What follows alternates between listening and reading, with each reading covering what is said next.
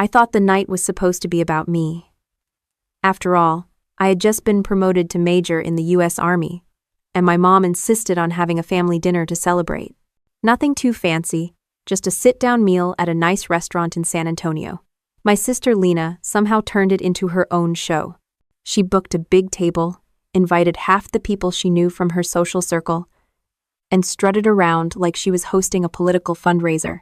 When I walked in, I noticed how she made sure to sit at the center spot right next to my mom like she was the guest of honor. I tried to ignore it. I've spent enough years in uniform to know how to keep my emotions off my face. A soldier doesn't blow up in public. But inside, I had a bad feeling. The waiter led me over, and I spotted an open chair beside my mom.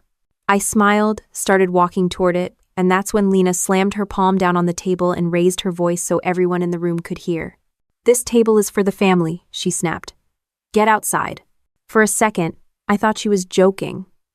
Who yells something like that in a restaurant, in front of their own mother, friends, and half the neighborhood?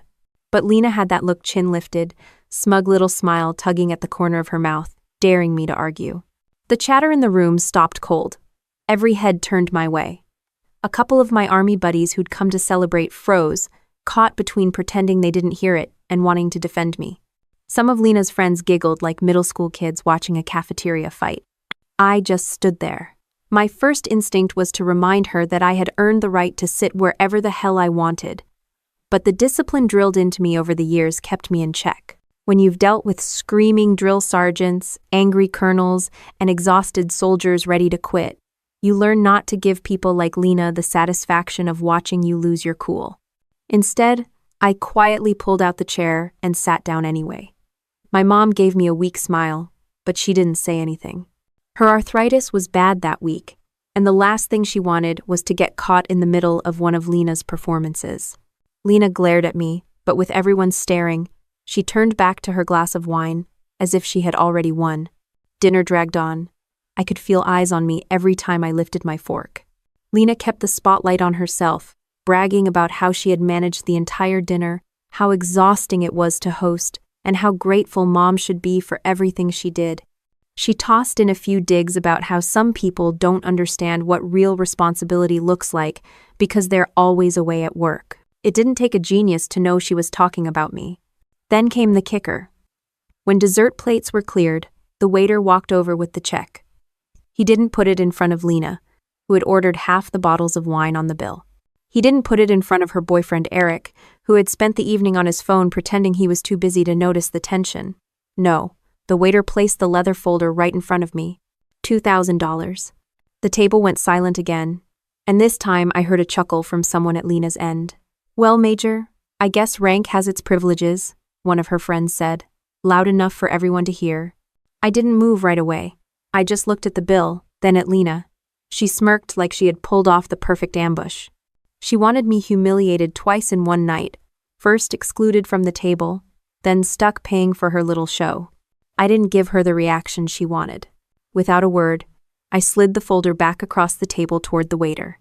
He blinked, glanced at me, then at Lena, and for a moment the whole table froze like someone had hit pause. My silence was louder than anything I could have shouted. That was the point when I felt something shift. I wasn't the one being humiliated anymore. Lena thought she'd embarrassed me in front of everyone, but what she really did was expose herself. People who barely knew us now saw her for what she was: loud, controlling, and desperate for attention. I sat back, folded my hands, and let the tension hang in the air. The waiter, clearly uncomfortable, turned and set the bill down right in front of Lena. Her face flushed red, and Eric finally looked up from his phone, realizing he might actually be expected to do something. I didn't need to say a thing. Sometimes silence is sharper than any comeback. The rest of the dinner was stiff, awkward, and painfully quiet. People went back to picking at their food, laughing too hard at small jokes, trying to pretend they hadn't just witnessed a family crack open in public. My army buddies gave me side-eye, the kind that says, "You good?" without words. I gave a small nod. I wasn't good, but I wasn't broken either. Walking out of that restaurant later, I kept my face steady. Years of military training had taught me how to march through storms without blinking, but inside I was boiling. The humiliation stung, Not because of the crowd, not even because of the money, but because it came from my own sister. That night marked the line in the sand. Lena wanted to make it clear that I didn't belong at the family table. Fine. If she wanted to treat me like an outsider, she'd learn exactly what that meant when I stopped playing by her rules. The drive home that night was quiet except for the buzzing in my head. Every mile I put between me and that restaurant, the heavier the silence felt. By the time I walked into Mom's house, I wasn't even hungry anymore. The humiliation had burned right through my appetite, and all that was left was a knot in my stomach. Mom shuffled into the kitchen with her slippers, asking softly if I wanted tea.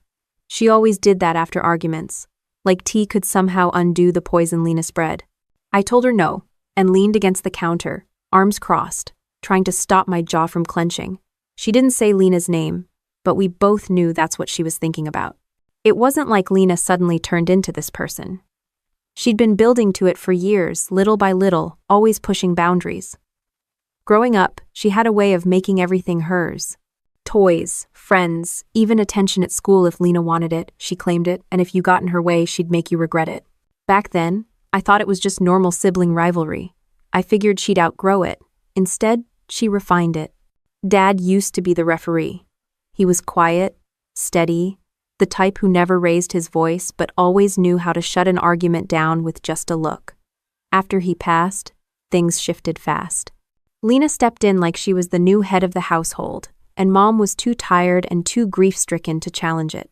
I was already enlisted, bouncing between training cycles and deployments, so Lena's grip tightened while I was gone. When I did come back home for short stints, the house felt different. Mom tiptoed around her own kitchen. Mail that used to be stacked on the hall table now disappeared into Lena's room. Bills came later not at all, and whenever I asked about them, Lena waved me off with some smart comment like, "Don't worry about it, soldier. We've got it handled here." Or pan it. One night, a few years back, I tried to pay the electric bill online and found out the login didn't work anymore. Lena had changed all the accounts to make it easier. I let it go because I was getting ready to deploy again. I told myself she was helping, stepping up for Mom while I was away. That's how manipulation works, it hides behind convenience. I kept pushing it aside, focusing on my job. Serving meant I wasn't around for family dinners or PTA-style gossip sessions, so I wasn't there to see the daily digs Lena dropped on Mom. I wasn't there to see how she turned neighbors into her personal audience, bragging about how she was basically running two households, her own mess of a life with Eric and Mom's. By the time I did hear about it, it was already too late to stop the pattern. Mom once confessed to me over coffee that she felt like a guest in her own house. I wanted to argue, to tell her she was wrong, but I couldn't deny what I saw every time I walked through the door. Lena holding the remote. Lena telling her which doctor's appointments she should cancel because it's too expensive. Lena deciding who came over and when. It wasn't caring, it was control, dressed up as responsibility. And the crazy part? Mom defended her most of the time. She said things like, "She's trying her best," or "She's just under pressure." That night after the restaurant, she even muttered, "Your sister means well. She just has a temper." I almost laughed. A temper doesn't make someone throw their own flesh and blood out of a family dinner. That's not heat of the moment anger. That's deliberate. I poured myself a glass of water and stared at the fridge door covered in magnets from my duty stations. Germany, Korea, Fort Hood. Each one was a reminder of where I'd been and what I'd missed while Lena tightened her grip back home. It was more than jealousy. She didn't just resent that I had a career, a paycheck, and a sense of direction. She resented that I left and came back stronger every time. In her mind, she was the one holding things together. But in reality, she was just rearranging pieces to suit herself. Mom had always been the reason I stayed quiet. As long as she wasn't in danger, I figured I could handle the jabs, the eye rolls, the passive-aggressive comments. But the look on her face at the restaurant told me she wasn't just embarrassed for me. She was scared of Lena's anger turning on her. That hit harder than anything Lena could say to my face. Eric didn't help either. He was the type of guy who always had a scheme. He'd show up with half-baked business ideas, always just about to take off, but somehow never making rent on time.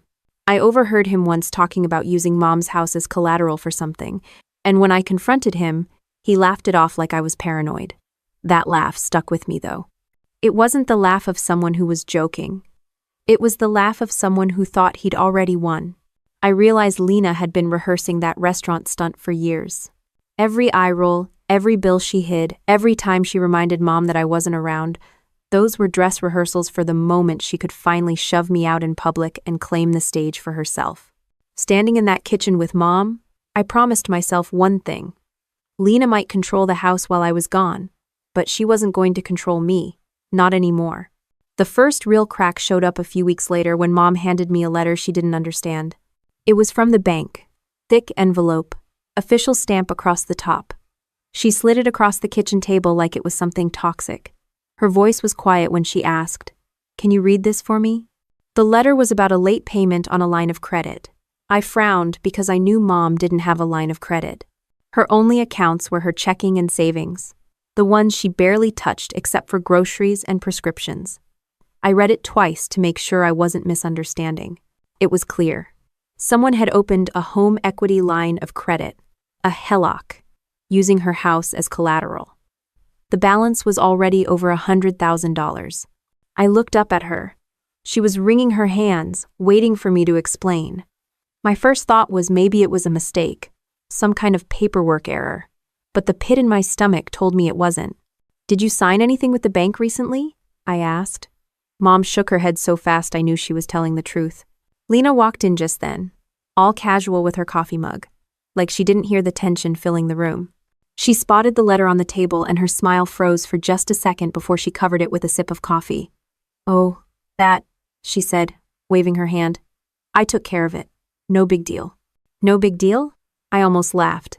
6 figures tied to Mom's house wasn't exactly pocket change. I asked her how she took care of it, and she launched into a rehearsed spiel about how she had power of attorney, how she used it to restructure finances, so Mom could be more comfortable. She made it sound like she had done everyone a favor. Mom's face went pale, like she only then realized what power of attorney really meant in Lena's hands. I remembered signing the papers with her a couple years ago, back when I was preparing for deployment. It seemed practical at the time. If anything happened to me, Lena could help Mom handle things. I never thought she'd use it to gamble with Mom's house. I didn't explode right there. Military training teaches you how to control your face even when you want to rip the walls down. I kept my voice steady, asked her what she did with the money. She smiled that smug smile she's perfected since childhood and said it was invested. I asked in what. She muttered something about an LLC, a family venture, and told me not to worry about details I wouldn't understand. That's when my hands started shaking under the table. Not from fear, from restraint. Every instinct in me screamed to call her bluff, to demand receipts, but I knew yelling wouldn't get me the truth. So I just nodded and said, I'd look into it myself. Over the next few days, I started digging. I pulled Mom's mail before Lena could snatch it, opened every envelope, combed through every notice. What I found was worse than I expected. Not just the HELOC, but late fees, overdraft charges, insurance policies being switched around without Mom's knowledge. All of it tied back to Lena's signature under the power of attorney. Mom asked me quietly one night if we were in danger of losing the house. I couldn't bring myself to answer. I just squeezed her hand and told her I'd handle it. Inside, though, I was boiling. The house wasn't just property, it was the last piece of Dad. He built that back porch with his own hands, fixed the roof himself every time it leaked. Losing it because Lena decided to play banker? Unthinkable. One afternoon, I caught Eric in the driveway, talking too loudly on his phone. He was bragging about a cash infusion and how their business was about to explode.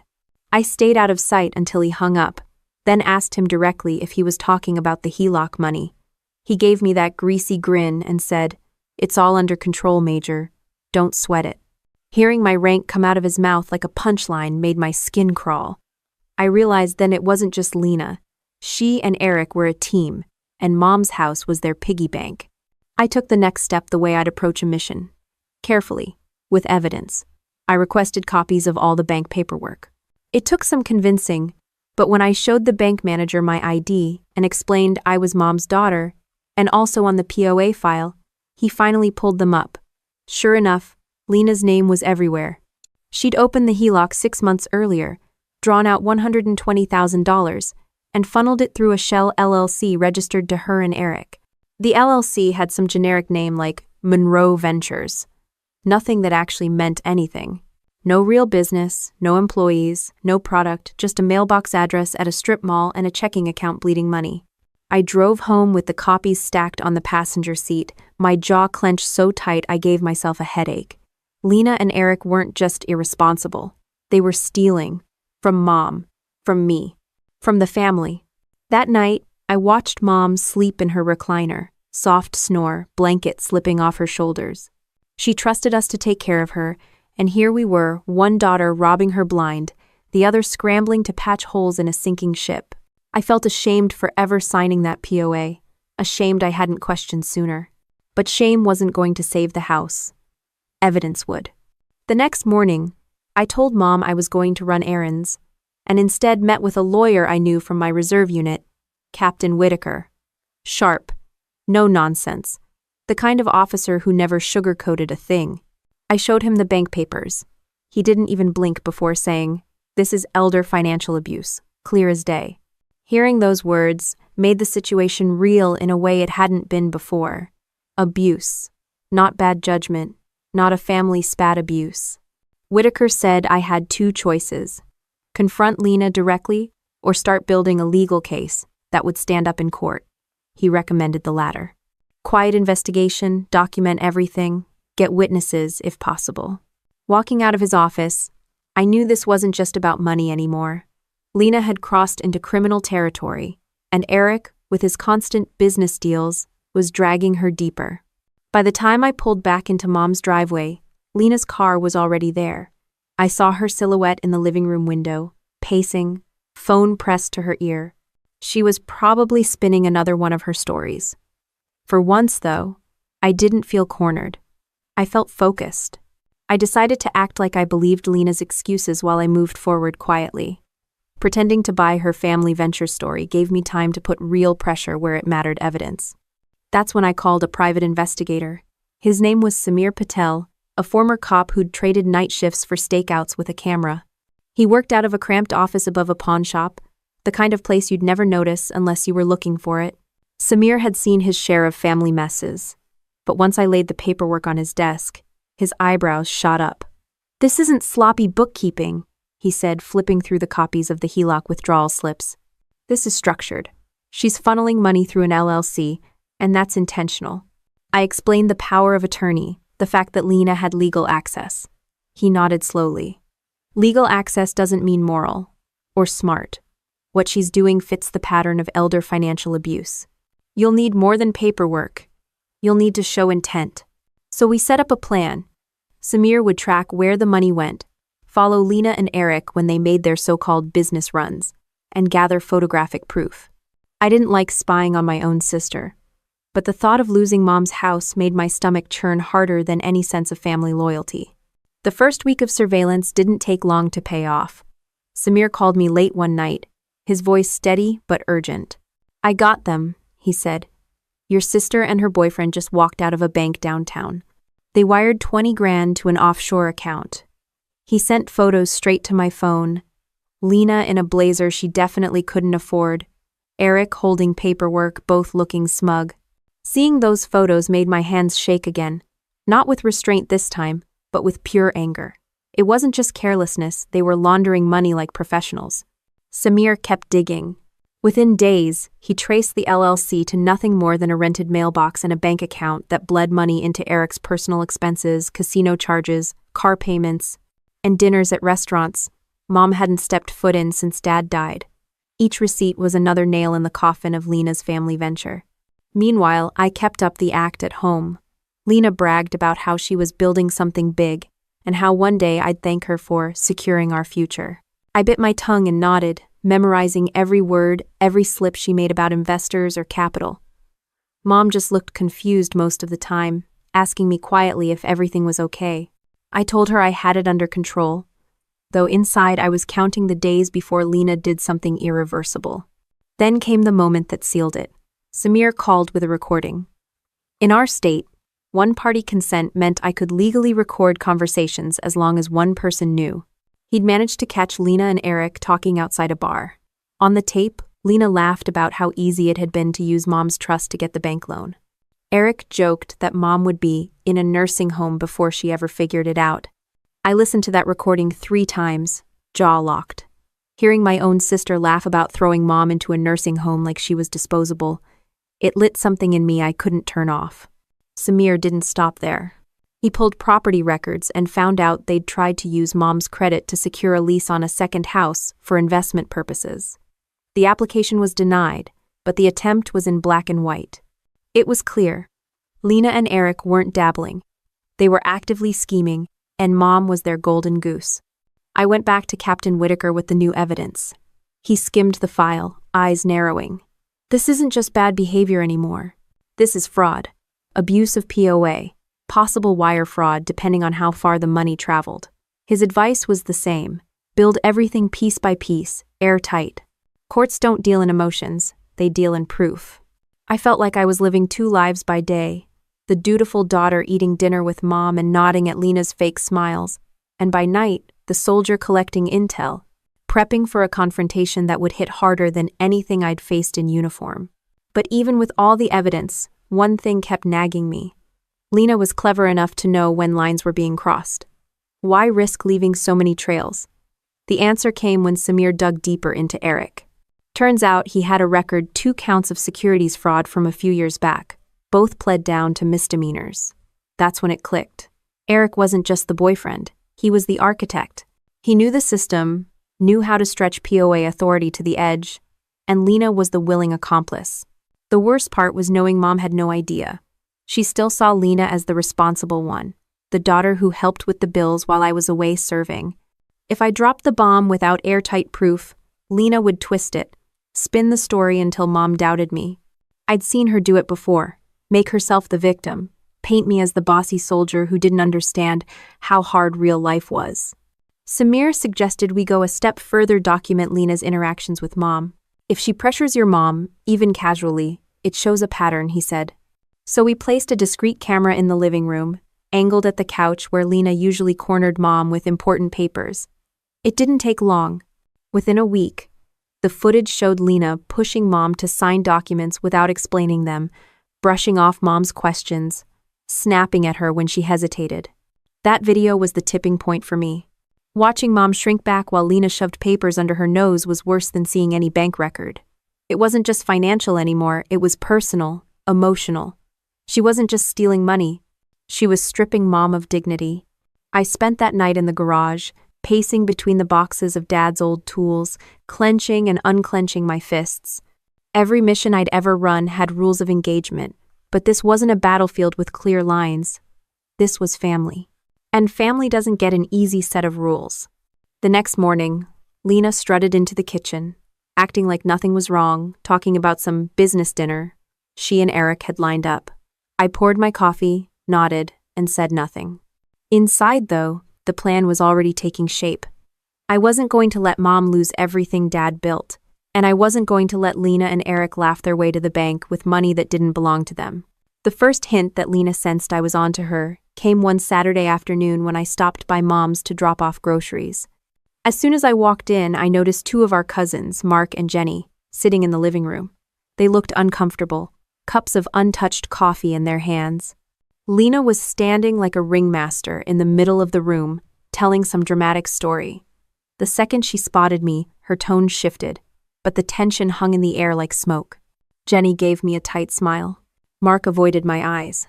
Mom sat in her recliner, lips pressed together, clearly stuck in the crossfire. I asked what was going on, and Lena jumped in before anyone else could answer. "Oh, just filling them in," she said sweetly. "They were worried about Mom, so I explained how you've been trying to take control of everything." I froze. "Come again?" Lena crossed her arms, tilting her head in that smug way she had since childhood. "Don't play dumb. You've been sneaking around, questioning Mom's decisions, acting like she can't manage her own life. I told them how you've been pushing her to sign things she doesn't even understand." I couldn't help but laugh, not because it was funny, but because of how absurd it was. She was describing her own behavior word for word, projecting it onto me. And of course, she did it in front of family, so I'd look defensive if I denied it. Classic Lena. Mark finally looked at me and muttered, She made it sound like you're planning to put Aunt Ellen in a nursing home. That hit me square in the chest. The same nursing home threat she'd laughed about with Eric was now twisted around and pinned on me. I set the grocery bags down carefully, keeping my voice calm. That's not true. You know me better than that. But Lena pounced before my words could land. See? She's always so controlling. Always acting like she's the only one who knows what's best. It's exhausting. Mom tried to cut in with a quiet, "Girls, please." But Lena steamrolled right over her. The cousins didn't stay long after that, but the damage was done. I saw the doubt flicker in their faces as they left. That was Lena's real power, not just stealing money, but stealing trust. She knew if she could isolate me, make me look like the unstable one, then any evidence I gathered would be tainted by suspicion. The smear campaign didn't stop there. A week later, I got a call from one of Mom's old church friends. She asked gently if it was true I'd been pressuring Mom to sell the house. I felt my blood pressure spike. Lena was spreading her story beyond family now, planting seeds in the community. The timing wasn't random. Samir's investigation was producing more evidence every day, and Lena must have sensed the walls closing in. Eric added fuel to the fire. He cornered me in the driveway one evening, leaning against his beat-up car with that cocky grin. "You really think you're smarter than us, Major? Word gets around. People are already talking. Who do you think they'll believe, the daughter who's always gone, or the sister who's been here every day?" I stepped closer, close enough for him to drop the grin. "I don't need people to believe me," I said. "I've got facts, and facts don't care about your little stories." For once, he didn't have a comeback. He just sneered and muttered something about sticking together as family, which coming from him was laughable. At home, Mom grew more withdrawn.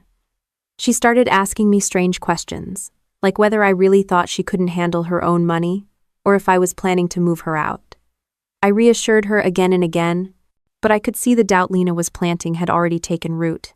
It was cruel watching Mom torn between two daughters, one feeding her lies, the other trying to protect her without making her feel powerless.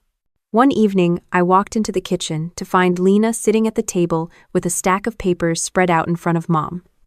Mom looked overwhelmed, pen in hand, while Lena pointed to signature lines. My chest tightened. I stepped forward and asked what she was doing. Lena didn't even flinch. "Just updating some things. Don't worry. It's nothing you'd understand." I snapped back. "Then explain it to Mom, out loud, right now." She smirked. "She trusts me. That's all that matters." Mom's hand shook as she set the pen down. Her eyes darted between us, desperate not to choose sides. That moment gutted me. Lena had trapped her sign and risk everything, or refuse and ignite another battle.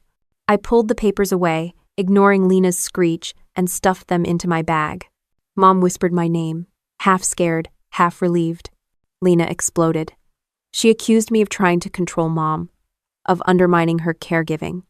Her voice carried through the house, making sure the neighbors heard. She was staging the show, building her narrative brick by brick. That night, my phone buzzed with a text from Jenny. "Lena says you're being aggressive. Are you okay?" It stung, not because Jenny doubted me, but because Lena was so effective at twisting reality. Samir warned me this would happen. When people like her feel cornered, they go on offense. They'll play the victim so loud it drowns out the truth. That's why evidence matters. Stay steady. Staying steady was easier said than done. Every time Lena smirked in front of Mom, every time she tossed out a half-truth to friends or cousins, I wanted to drag out the photos, the recordings, the receipts, and shove them in her face. But I knew blowing up too early would give her exactly what she wanted. Proof I was unstable. Meanwhile, Eric started planting his own seeds. I overheard him telling a neighbor that Mom's house was too big for her, and maybe it was time to downsize. The casual way he said it made me sick. Downsizing was code for selling the house, pocketing the difference, and leaving Mom with nothing. I doubled down on gathering evidence. Samir captured more recordings, including Lena complaining that I was milking the army thing to look like the responsible daughter, while she was the one really doing the work. She even bragged that she could convince Mom to sign anything if she framed it as helping Tessa. That one made me laugh bitterly. Imagine using my name as cover while she gutted our family. The lies, the whispers, the fake concern, it all built up like smoke before a fire. And underneath it, I could feel the real blaze waiting to break out. I tightened my laces before heading to drill that weekend, and the ritual felt different this time. Normally, the uniform was a switch. Pull it on, leave family mess behind, focus on the mission. But that morning, Lena's voice followed me out the door. All her accusations, the way she tried to pit Mom and the cousins against me. It wasn't just noise anymore. It was a threat. At the armory, I pulled Captain Whitaker aside. He'd already reviewed the file I gave him last time. Now I laid out the newest evidence. Samir's photos, the recordings, the stack of papers Lena shoved under Mom's nose.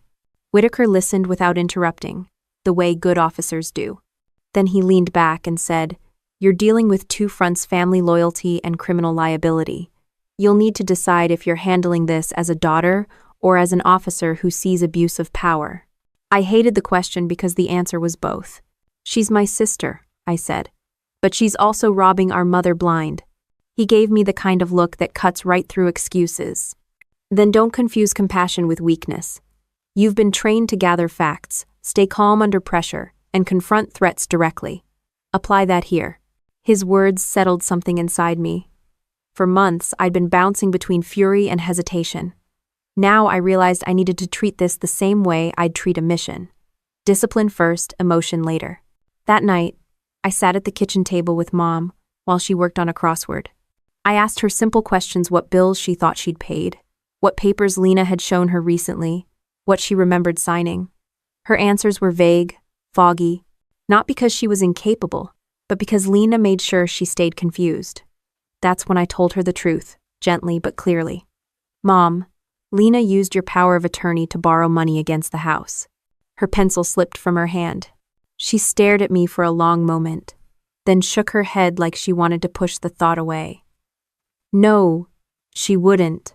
I slid one of the bank statements toward her. She already did. Her hands trembled as she scanned the page. "Why would she?" I stopped her before she spiraled into excuses. "Because she could, and because Eric knows how to play the system." For the first time, I saw the crack in Mom's defense of Lena. A mix of disbelief and betrayal passed over her face. She whispered, "I thought she was helping me." I leaned in. "She's helping herself. But I promise you, we're not going to lose this house, not while I'm standing." The next morning, I called Adult Protective Services.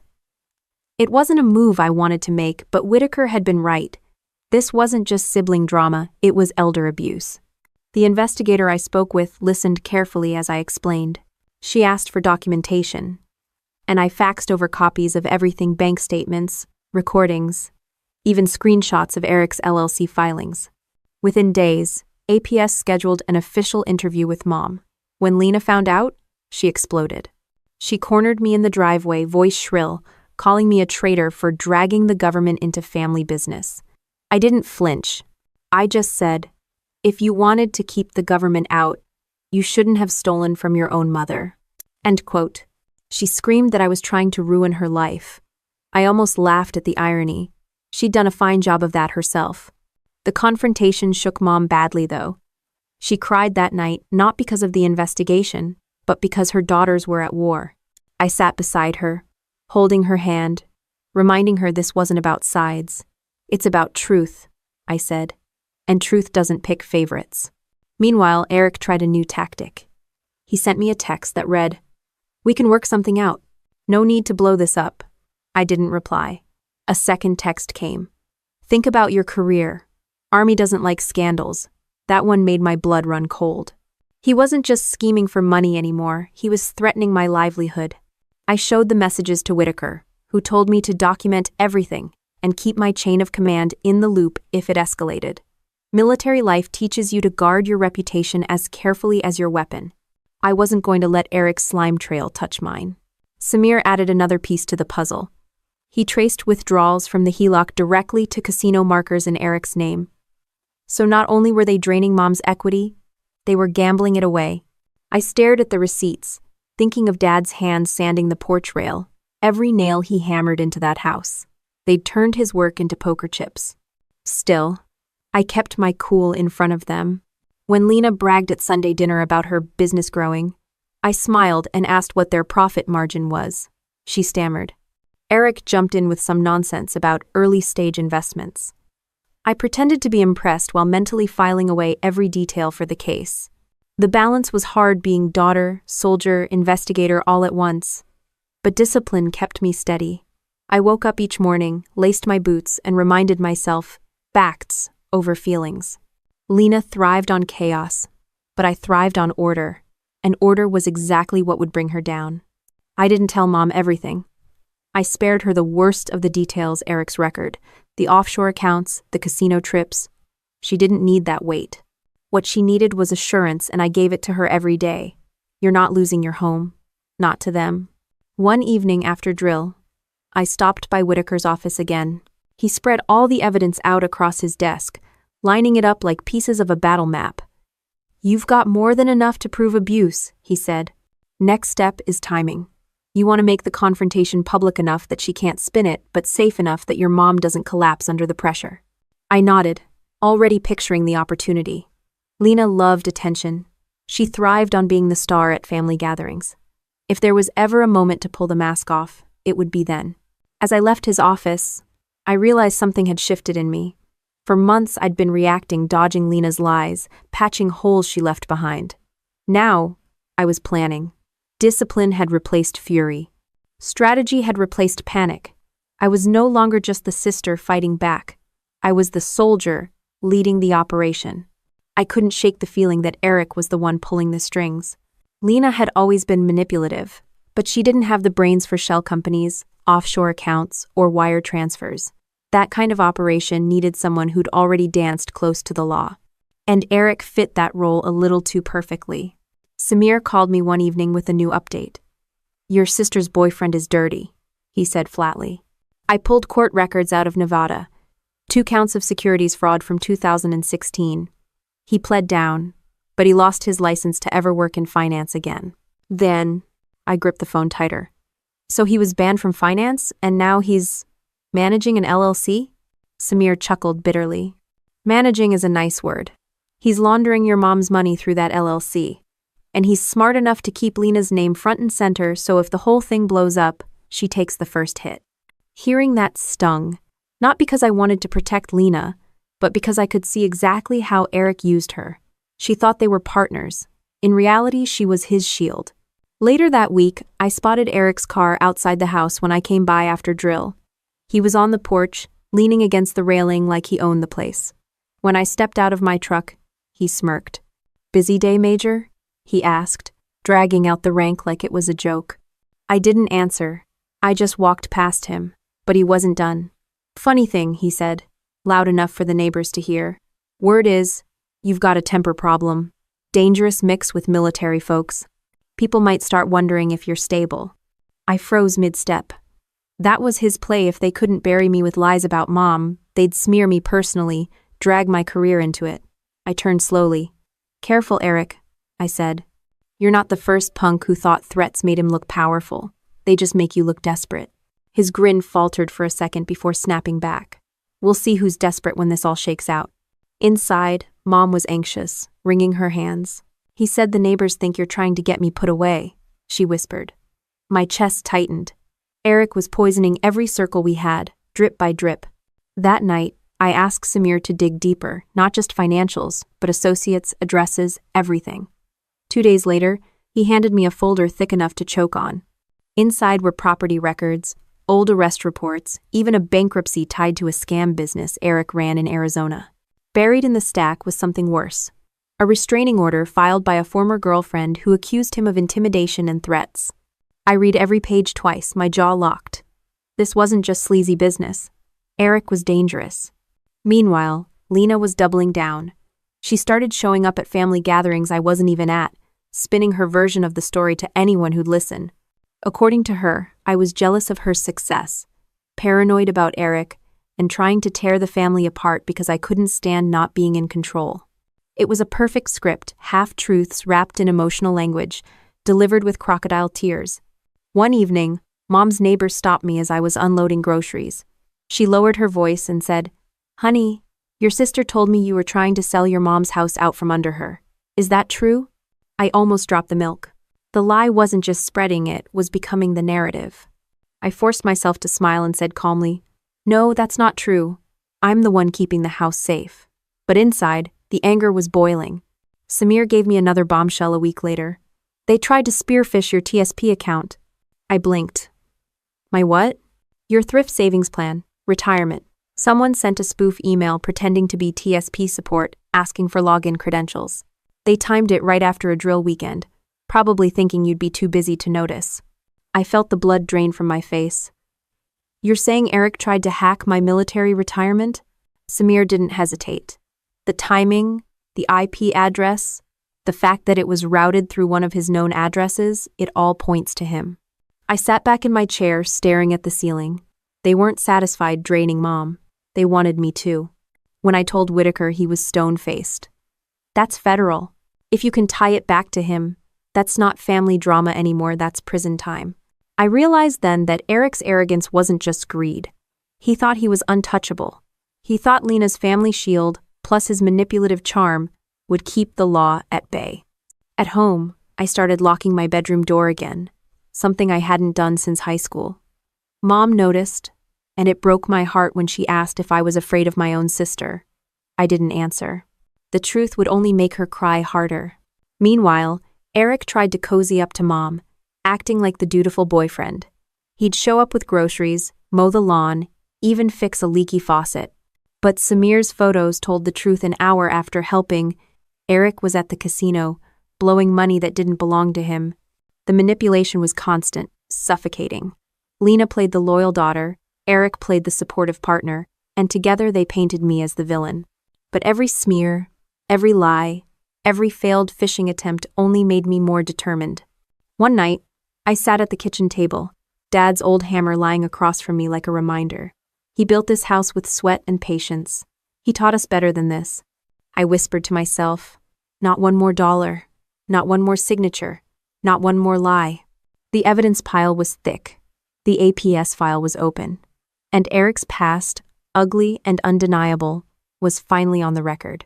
He wasn't just a shady boyfriend anymore, he was a threat to everything my family had left. I started spending late nights at the dining room table, spreading papers across the surface like maps before a battle. Bank records on one side, Samir's photos on the other, and in the middle, a stack of documents from APS that confirmed what Whitaker already told me. This wasn't just ugly family drama, it was legally defined elder abuse. Every page felt heavier than the last. Samir came by with a flash drive one evening. Everything we've got is backed up here. Audio, video, financials. If she tries to cry her way out, this shuts it down. He set it down next to Dad's old hammer, the one I'd left on the table as a reminder of what was at stake. But timing's going to matter. You can't spring this in some back hallway. You need an audience so she can't rewrite the story later. He was right. Lena lived off perception. She didn't care if the truth was against her, as long as people believed her side louder. The only way to break her grip was to pull the curtain back in front of everyone who'd been swallowing her lies. That's when the idea formed, the memorial dinner for Dad. Every year we gathered at the house to honor him, extended family, neighbors, even some of Dad's old buddies from the plant. Lena always treated it like her stage, basking in sympathy while talking about how much she sacrificed to care for Mom. It was the perfect setup. This year, the spotlight would turn. I looped in Whitaker and a civilian attorney named Judith Park, someone he trusted for cases involving POA abuse. Judith looked over the file and gave a tight nod. It's clean. You've got recordings, financial trails, and testimony potential. What you need now is control of the room. End quote. Control of the room, I knew that phrase well. It was the same principle as leading a briefing. If you didn't command the space, you lost it. I started planning the dinner like an operation. Who would sit where, when I'd reveal each piece of evidence, and how to keep Mom shielded while still present. Mom was hesitant when I floated the idea. Do we really have to bring this up at a family dinner? She asked softly. I squeezed her hand. Mom, this isn't about embarrassing anyone. It's about ending it, once and for all. Meanwhile, Lena and Eric had no clue. They went on as if nothing was coming. Lena bragging about her business contacts, Eric strutting around like he owned the driveway. They were so confident in their web of lies they didn't notice the walls closing in. In the days leading up to the dinner, Samir added one last layer of insurance. He followed Eric to another meeting at a strip mall office and caught him on camera handing over an envelope of cash. Cross-checking the timing with bank withdrawals, it was obvious. He was moving HELOC money through middlemen to dodge scrutiny. The video went straight into the evidence file. The night before the dinner, I rehearsed my words in the mirror, not to dramatize but to keep steady. I wasn't going to scream or cry. Lena thrived on chaos, and Eric thrived on intimidation. My job was to stay calm, to let the evidence speak louder than either of them. I also prepared the tech. Samir loaned me a small projector, and Judith arranged a simple slideshow of key documents, clear, undeniable, certified copies. No one could accuse me of tampering or exaggerating. Every detail had a timestamp and source. I slept barely 3 hours that night. When I woke, the weight in my chest wasn't fear anymore. It was resolve. The day of the dinner, Lena showed up early in a new dress, all smiles, acting like she was hosting instead of mom. She ordered people around the kitchen, told the cousins where to sit, and paraded trays of food she hadn't cooked. I watched her play the role, all sweetness to the guests, poison in private. Eric arrived later, carrying a bottle of overpriced wine he probably bought with mom's money. He greeted everyone loudly, hugging relatives he barely knew, winking at neighbors like he was some charming benefactor. The smugness on his face almost made me lose focus, but I reminded myself, calm, steady, let the facts work. As people settled, I caught Judith's eye across the room. She gave a subtle nod it was time. Dinner started as expected. Small talk, laughter, stories about Dad. Then Lena raised her glass, ready to give her usual speech about how hard the year had been and how she was keeping the family together.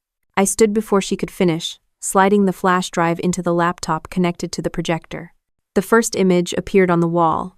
A bank withdrawal slip for $20,000, Lena's signature scrawled at the bottom. The room went silent. I kept my voice even. This is money taken out against Mom's house, without her knowledge. Lena blinked, thrown off but recovering quickly. That's a family loan, you don't understand the details. I clicked again. A photo of her and Eric leaving the bank, time-stamped to the same day. A murmur spread through the room. This, I said, is what those details look like. Her smile cracked. Eric shifted in his chair, jaw tightening. I didn't stop. The next slide showed the LLC registration, their names side by side, no employees, no revenue. Then the casino receipts, the wire transfers, the offshore account numbers. Each click of the mouse was another nail. And with every nail, Lena's voice shrank. When I finally played the audio clip, Lena laughing about Mom ending up in a nursing home, the silence was suffocating. Even the neighbors, who'd been buying her stories for months, looked horrified. Mom's eyes filled with tears, but she held my hand tight. Eric tried to bark back. This doesn't prove anything. Anyone can make fake recordings. Judith stood then, calm as stone. Certified copies, chain of custody intact, and admissible in court. The room turned on him instantly. People he'd been charming for years now stared at him, like the fraud he was. I looked straight at Lena. You've been telling everyone I'm trying to take Mom's freedom. The truth is, you've been stripping it from her every day, one signature at a time. Her mouth opened, but no words came out. For once, Lena had no script. The room was so quiet I could hear the hum of the refrigerator from the kitchen. All the chatter, all the laughter that had filled the house minutes earlier was gone. Eyes darted between the projector screen, Lena's frozen smile, and Eric's clenched jaw. I let the silence sit before speaking again. This isn't a misunderstanding. It isn't a family loan. It's theft. It's manipulation. And it's abuse. Lena shot up from her chair, her wine glass trembling in her hand. How dare you humiliate me like this in front of everyone? You think you're some kind of hero because you wear a uniform? You don't even live here. You have no idea what it takes to keep this family running. Her voice cracked halfway through, the mask slipping. A few cousins flinched at the outburst. Mom just stared at her, tears still wet on her cheeks. I didn't raise my voice. Keeping a family running doesn't involve wiring money to casinos or plotting nursing homes for your own mother. Eric slammed his palm against the table. This is slander? None of this would hold up in court. Judith, seated calmly near the end of the table, leaned forward. On the contrary, it already does. Certified documents, video surveillance, audio recordings. It's airtight. If you'd like to test it in court, I'll be filing tomorrow morning." A murmur rippled through the room. The neighbors whispered to each other. Some of the cousins nodded quietly, as if puzzle pieces were finally falling into place. Lena tried one last angle. She dropped into a chair and covered her face with her hands, shaking her shoulders in mock sobs. "All I ever did was try to help.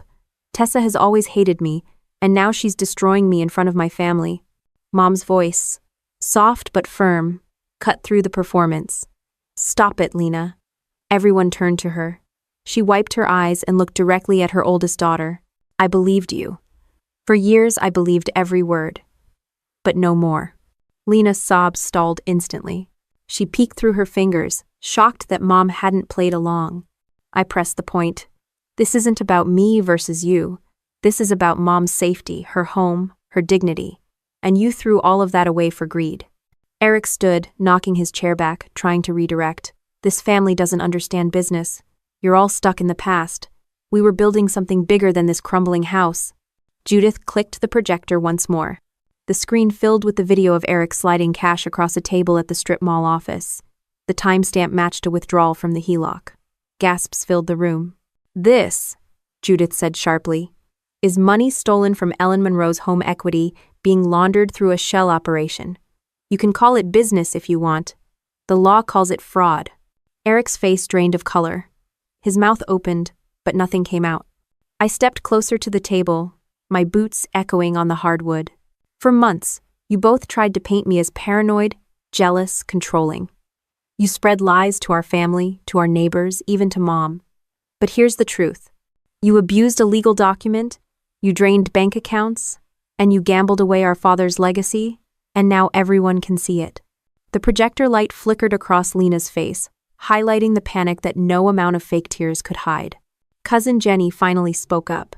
"Lena, you told us Tessa wanted to force Aunt Ellen into a nursing home. But that was you." Her voice broke, but she didn't look away. "You lied to all of us." Lena sputtered. "You don't understand." "No," Jenny cut her off. "We understand perfectly now." The shift in the room was palpable.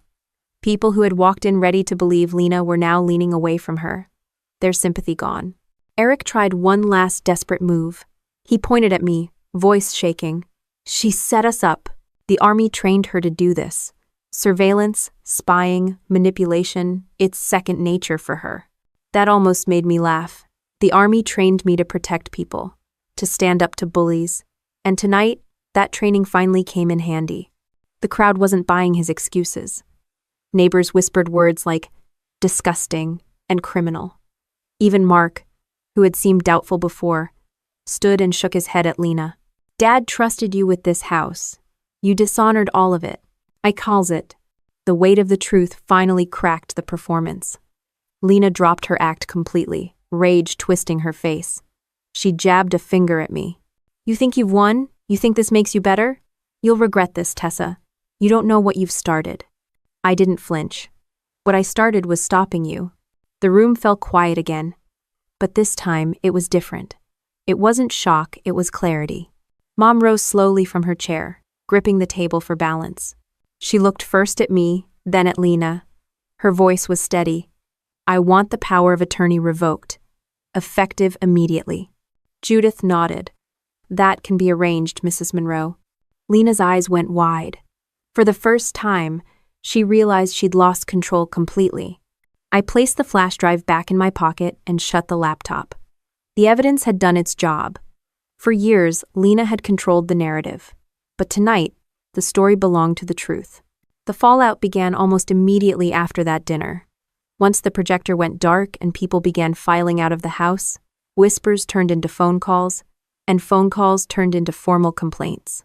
Neighbors who had once smiled politely at Lena now avoided her altogether. Cousins who used to parrot her stories started texting me, apologizing for believing her. The lies collapsed faster than I expected. Judith wasted no time.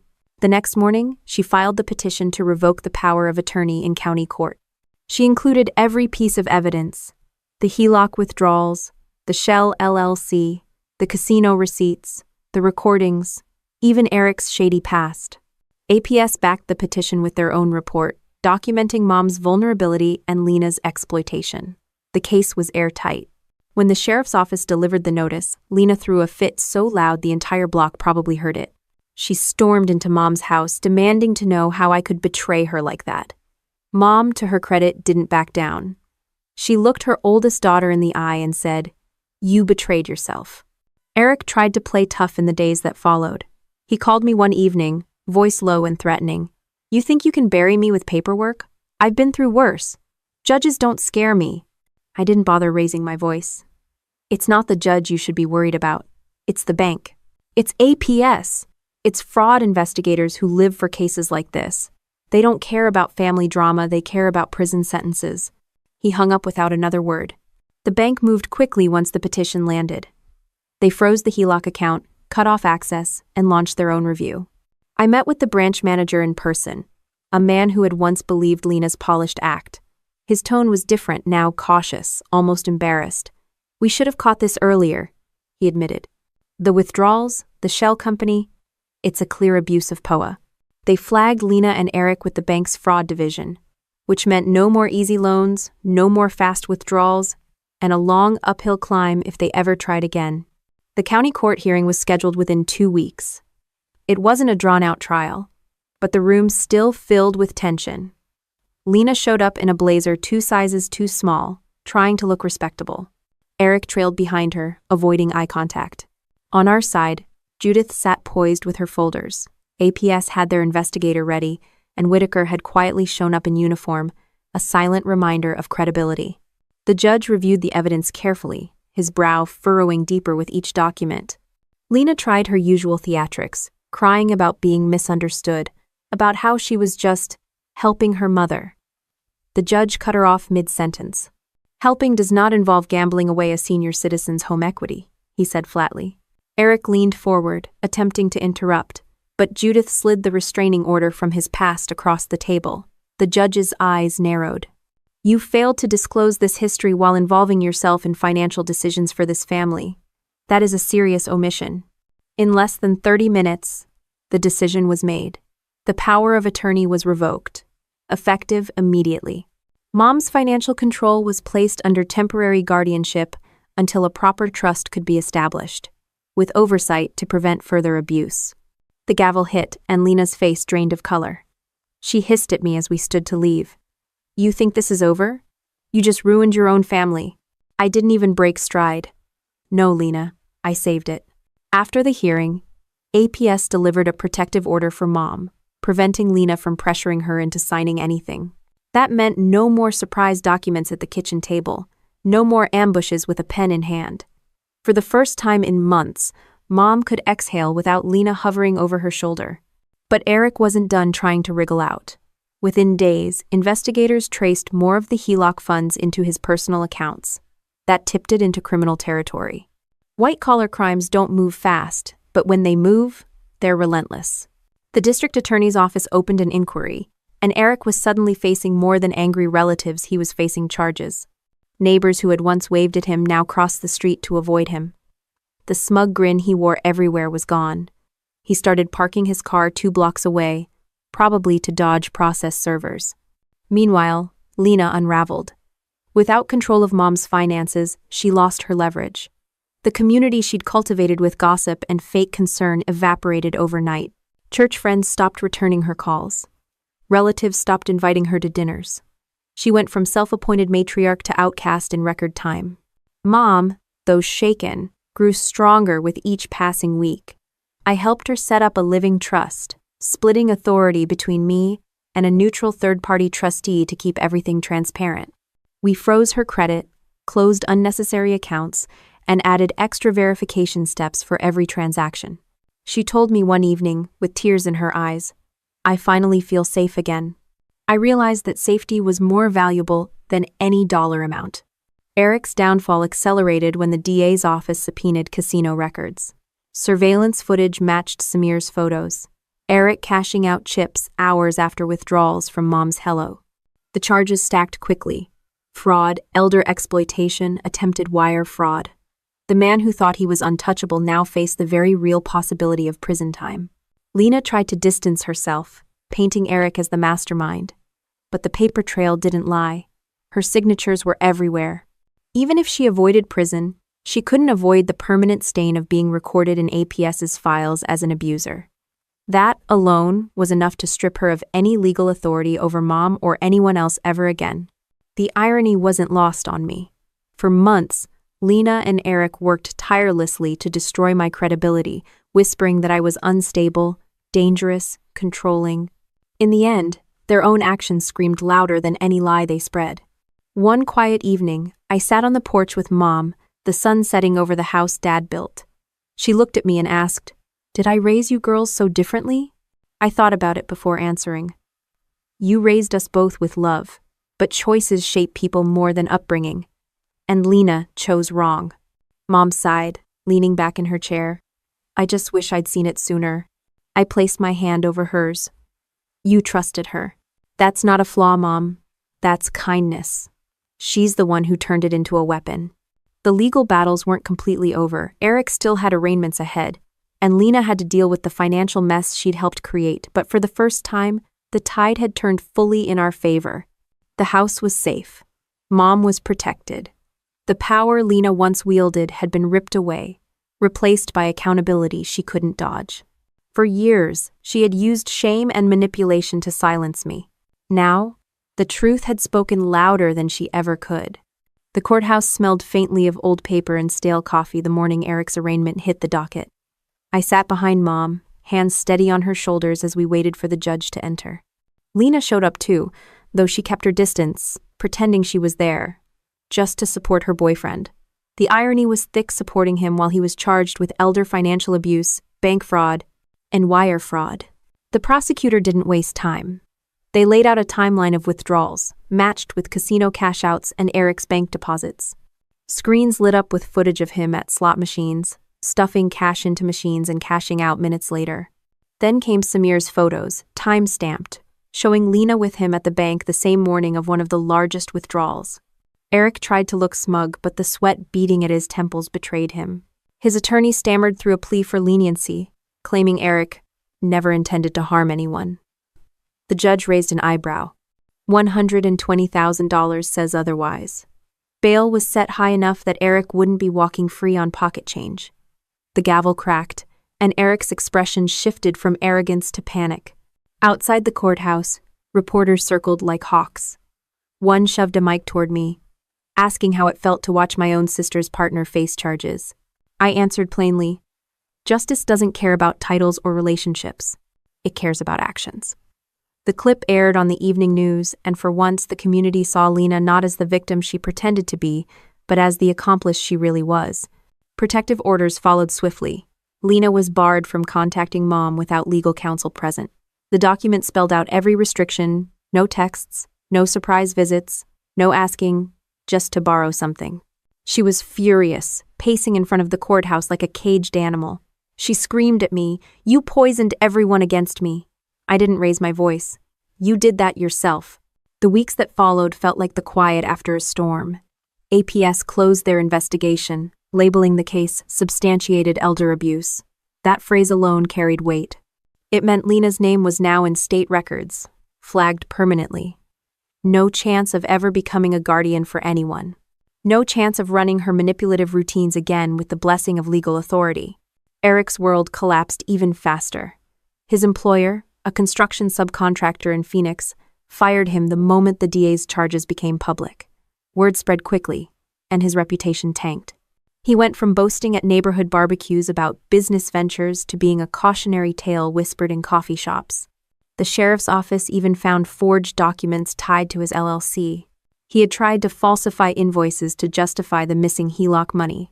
That added forgery charges to his pile, and suddenly his "I've been through worse" bravado looked laughable. Meanwhile, Lena scrambled to reinvent herself. She tried to gather sympathy at church, painting herself as the sister caught in the middle of a vendetta. But parishioners weren't buying it. Too many had seen her explode at me in public, too many knew about the protective order, and too many had watched the evening news coverage. She was no longer a queen bee, she was radioactive. I'll admit, part of me expected her to double down, to launch smear campaigns or cook up wild accusations. but she didn't have the resources anymore. Her credibility was shot, her access to Mom's accounts was gone, and Eric was too busy fighting to stay out of prison to help her stage new schemes. The most surreal moment came during a follow-up meeting with Judith. She leaned back in her office chair, tapping a file. "You know, Tessa, this is the kind of case law professors love. Family, fraud, betrayal, military service, elder abuse, it's textbook." She smirked. "You've got yourself a perfect storm." I thought about that as I walked out of her office. She was right. This wasn't just about saving money or property, it was about dismantling a system of lies built on family ties. Mom's relief was visible in her daily life. She no longer jumped when the phone rang, no longer whispered in case Lena overheard. She baked again, humming as she worked in the kitchen. She even pulled out Dad's old vinyl records, filling the house with music that had been silent for years. Watching her reclaim her peace was the biggest victory of all. Still, justice had to be thorough. The DA eventually offered Eric a plea deal, 5 years in state prison with the possibility of parole after 3, plus restitution payments. He took it, probably realizing the alternative meant a decade or more. Lena wasn't charged criminally, but she was named repeatedly in testimony. Her signature on withdrawal forms, her presence in surveillance footage, her hand in creating the LLC, all of it lived forever in court records. The final reckoning came during a civil suit hearing. Judith pushed for restitution, demanding repayment of stolen funds. The court ordered Eric and Lena jointly liable for over $80,000, though everyone knew collecting it would be like squeezing blood from a stone. Still, the judgment was symbolic.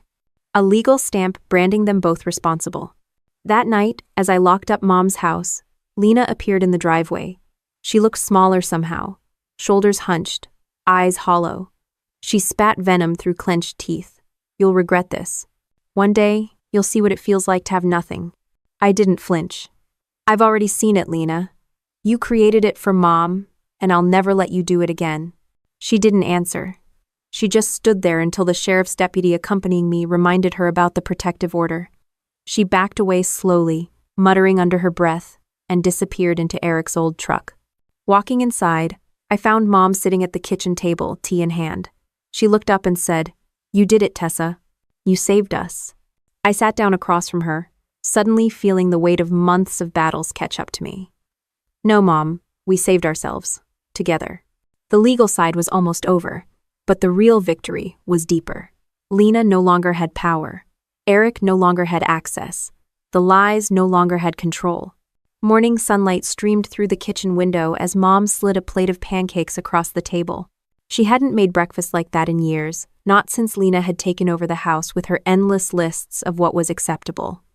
Now there was no one hovering to criticize, no one snapping about calories or appearances. Just the smell of butter and maple syrup, the kind of peace we hadn't known in far too long. We spent the next weeks finalizing the living trust. Judith connected us with a trustee firm that handled veterans' families. Everything was set up to be transparent, with clear rules about withdrawals, bills, and healthcare expenses. Mom insisted I co-manage, but with oversight in place so neither of us felt burdened. "I don't want you to ever feel trapped the way I did with Lena," she told me. I nodded, realizing she wasn't just protecting her future, she was protecting mine too. With the finances secured, we turned to the simple things that made life worth living. We redecorated Mom's house, stripping out Lena's sterile touches. The heavy curtains she had insisted on were replaced with light ones that let in the Sunday. The gaudy wall art she'd bragged about finding at auctions went straight to Goodwill. In its place, we hung Dad's old photographs, landscapes from family road trips, portraits of us as kids with crooked smiles. For the first time in years, the house actually looked like home again. I took leave from the Army to be around during this transition. The military had always been a core part of who I was, and I'd never wavered in that duty. But being here for Mom, shoulder to shoulder through the fallout, felt just as important. Whitaker checked in occasionally, reminding me that integrity didn't only belong in uniform, it was how we carried ourselves everywhere. His words stuck with me. Mom began opening up more about the hurt Lena had caused.